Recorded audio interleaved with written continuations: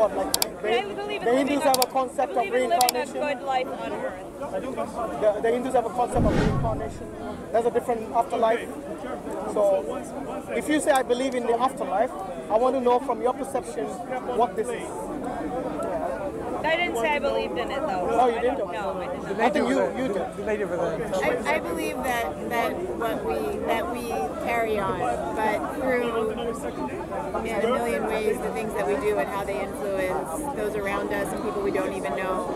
And something I say to you today you will reflect that in someone that you care about who's younger than you are, and many generations from now that will have an impact. Oh, I see in that way. So it's basically your legacy. It's not you. You see what I mean? It's different. What's your opinion? Well, it's not. I think it is me. For example, if you wrote a book and somebody gets influenced by that book becomes your legacy.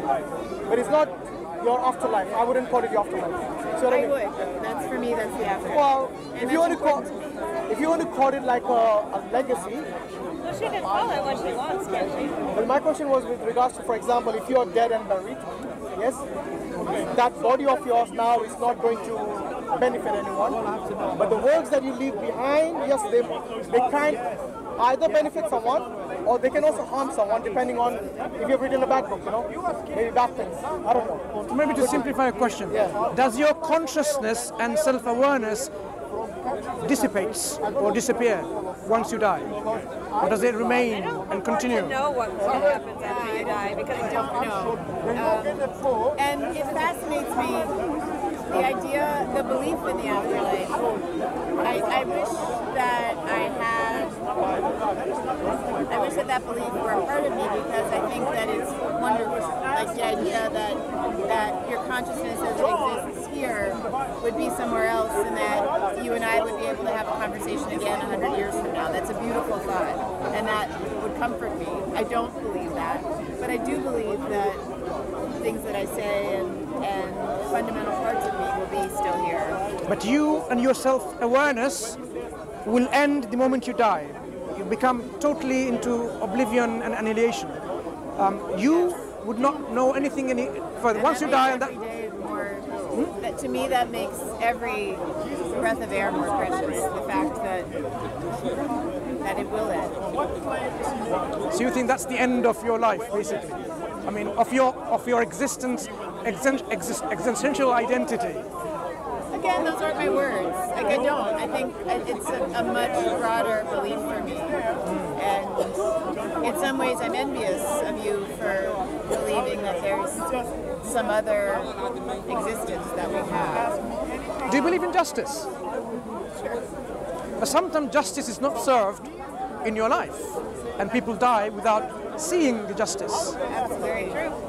So what happens to this eagerness, this sense, the longing for the justice? Something's still not there. Justice is not done. Doesn't necessarily get So are you saying this is a very unfair existence? Unjust existence? Because justice is not served. I'm lucky, right, that my immediate needs are met every day. I'm not hungry.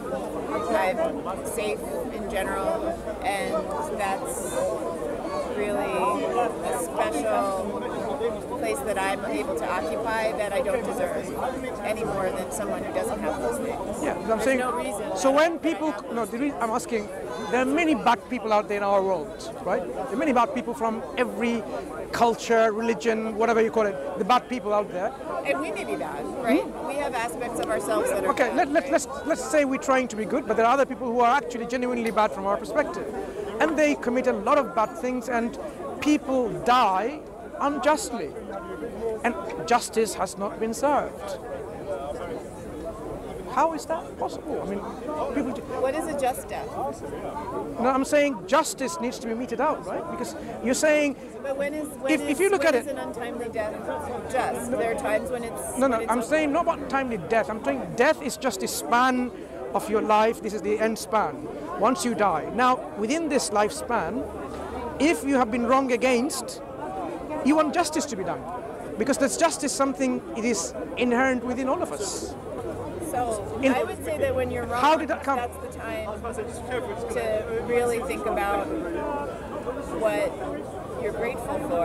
And is that wrong so significant that you start to focus on getting that justice over appreciating what the rest of your life that no, is you don't. good? You don't forget and neglect.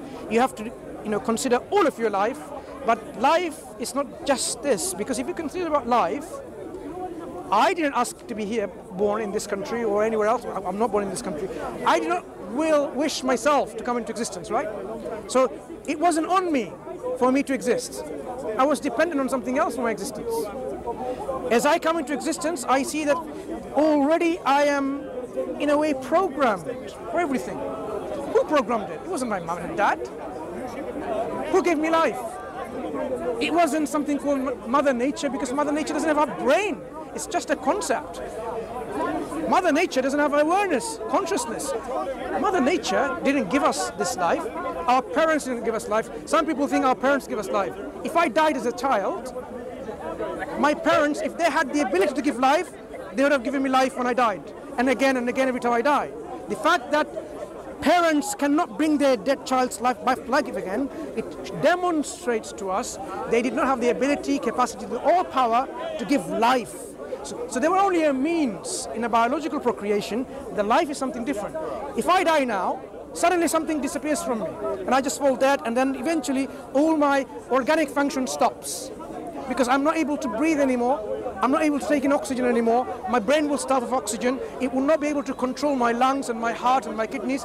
One after another, the organs will fail, and eventually the whole body will collapse, and it will come to an end by this brain death. But I did not program any of that. And I don't think it is wise to even consider something that doesn't even exist with brains and neurons and synapses, like Mother Nature, did all of that. You know what happens when we bleed? I mean, I had a cut over there because there was a fight between somewhere, and it was trying to, an autistic child was hurting the mother. We were all trying to stop this child. The child was a grown-up adult, but he's an autistic individual. So he scratched, and this is what I got. That's how I remember still. He was bleeding. Do you know what happened? It didn't continue to bleed. Something happened. A clot formed, and it stopped bleeding. Now, I'm sure if you are a science individual who studied science, you've realized a lot of processes started happening the moment I had a cut in my skin, and that specific blood vessel was open. You're explaining this to a nurse, you know that. Very good. So what happens immediately there? You had all the fibrinogens and fibrins, and you have platelets coming together and aggregating and forming a mesh. I'm a pharmacist. She's a nurse. You're not. Very good. So we have this understanding that this then closes this particular leak in the blood vessel. Now, how did that happen without even my conscious knowledge? I don't even know that what's happening. I mean, as a nurse, you don't even know that you're actually doing that. It's happening without your knowledge, but it's there because a process is programmed.